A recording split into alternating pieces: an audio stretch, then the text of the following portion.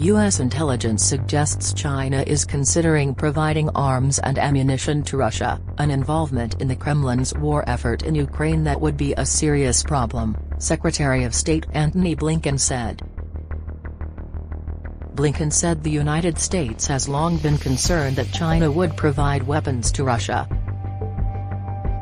He pointed to Chinese leader Xi Jinping's promise to Russian President Vladimir Putin of a partnership with no limits when they met just weeks before Putin sent his troops into Ukraine on February 24, 2022. Since then, ties between the two countries have only grown stronger. We've been watching this very, very closely. And, for the most part, China has been engaged in providing rhetorical, political, diplomatic support to Russia, but we have information that gives us concern that they are considering providing lethal support to Russia in the war against Ukraine, Blinken said in an interview that aired Sunday.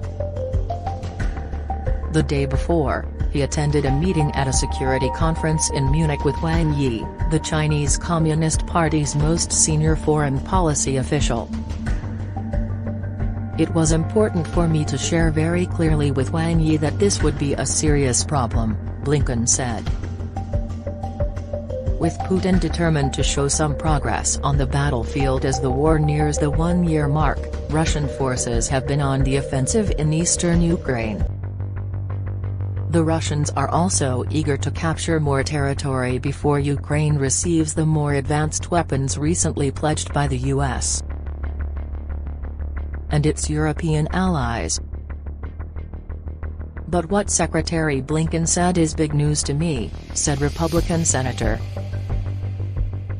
Lindsey Graham, who represents South Carolina. Graham said the world should come down hard on China if it provides lethal weapons to Russia, and he advised Chinese leaders not to do anything rash. Graham said it would be the most catastrophic thing that could happen to the U.S.-China relationship. That would change everything forever.